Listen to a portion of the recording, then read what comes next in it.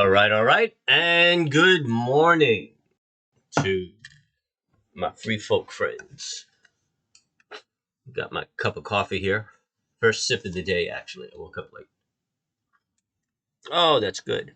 And how do we start our day? By musing with the market.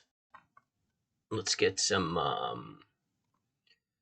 news.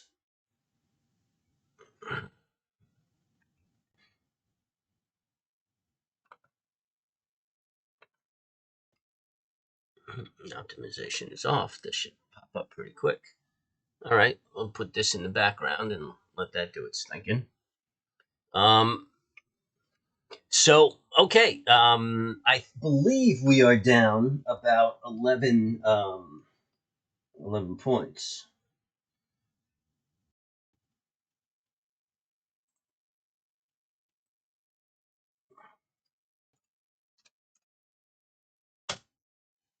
Look, this is good stall tactic for like when I monetize. All right, so here we go. This opens up here, and Tuesday. Normally, it's not a very big number, but right now the PPI and the core PPI, you got month over month and year over year. That's big doings. Give everybody some insight into what the Fed might do. So I'm really expecting the market to sell off before the Fed starts talking, just to cushion the blow in case there's a surprise. I think what they anticipate for the Fed is already baked into the number.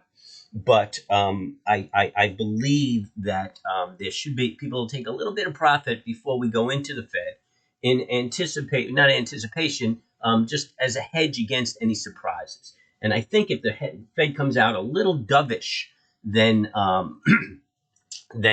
expected, there's going to be a negative reaction in the market. So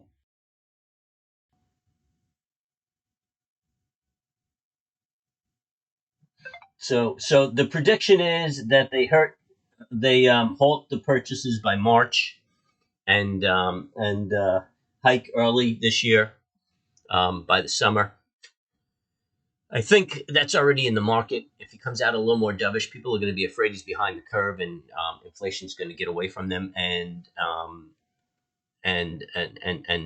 he's going to lose control of the economy, or lose the effect or the ability to affect the economy.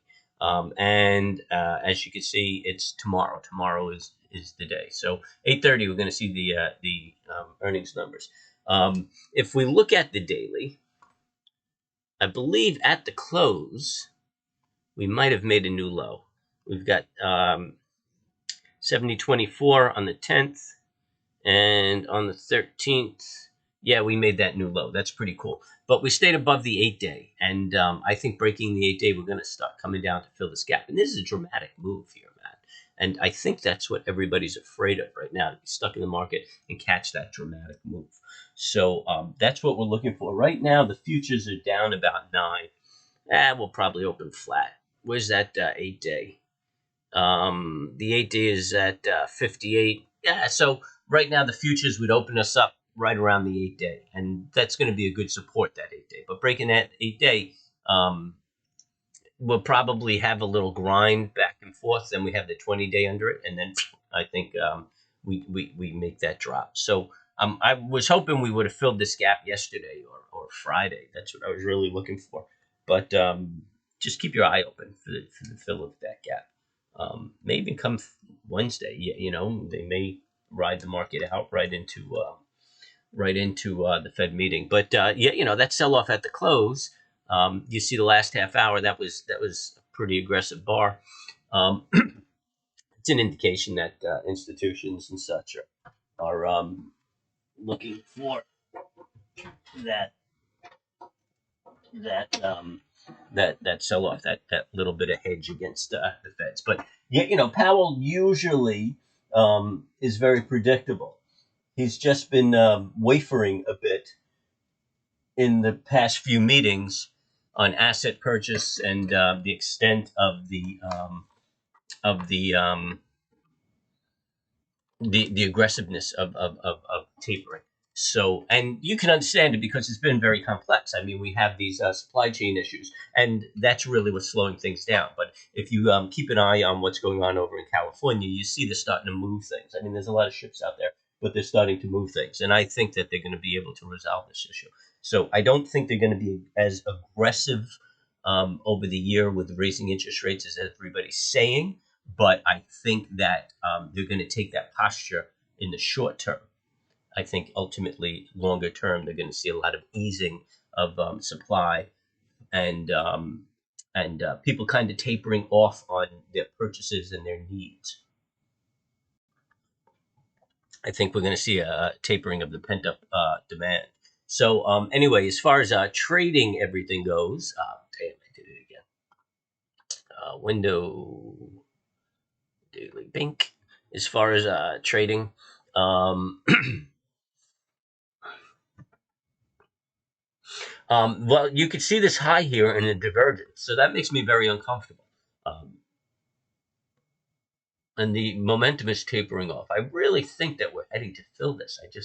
I feel that we're going to fill that before we make a move up, which would be nice because you know we have this low right here. If we just tag that and take off, then that's a higher low, which gives us the opportunity for a higher high. So we moved into a consolidation. We make a higher low, and it gives us an opportunity to make a higher high, which continues the bullish trend. And I think we're going to remain in a bullish trend. I don't think it's going to be as aggressive as it's been in the past few years. This is the 120. Well, you know what? We don't really need to delve into that. Let's just look at the the futures. Um, see how hard it is to get it up.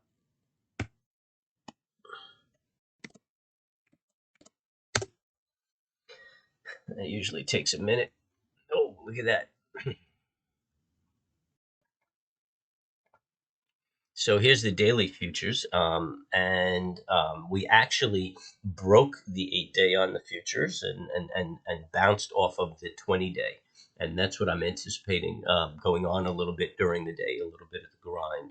But I think once we break that 20-day, if we break that 20-day, we're going to make that move down to close that gap, which basically would just meet right here. It would gain us that 578.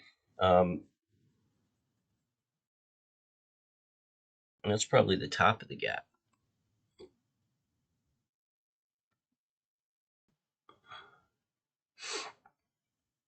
Yeah, probably right about here. 568, I believe it was on the market. So the futures are actually behaving in a manner that would suggest that it's going to duplicate that and tag that. Let's see what the 240s are.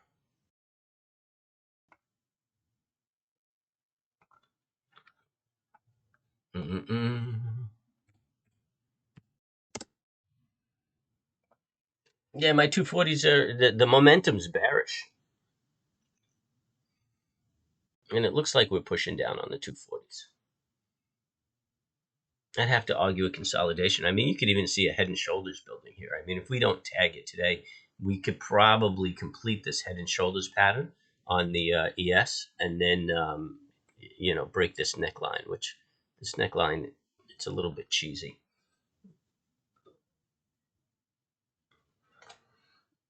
But you can see the turmoil in the market right there in that pattern. Trying to make these new highs. I think we get all of this out. We have a little clarity of direction, and we're going to have a very slow moving market.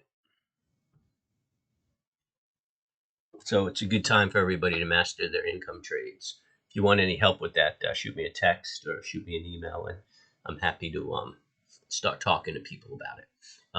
So, anywho, anybody listen to that Matt Carr channel? I have no idea what this guy could possibly be saying right now. I mean, I scan back and I see that he's hurting a little bit on viewers, but yeah, that's a wrap. AMC. That's a shame, man. It's a shame. A lot of people lost a lot of money. And what's interesting is Yeah, it's like damaged goods. So this is drag. So a lot of people will not get back involved with situations like that. So they just lost a lot of buying power. I mean, I've just seen that like as the nature of how amateur investors behave. All right, well, it's a blank screen, so I'm going to wrap it up here. I won't be streaming again today. Doesn't seem like I could really resolve this data issue where it's advantageous that it's a quality stream. Oh, look at that.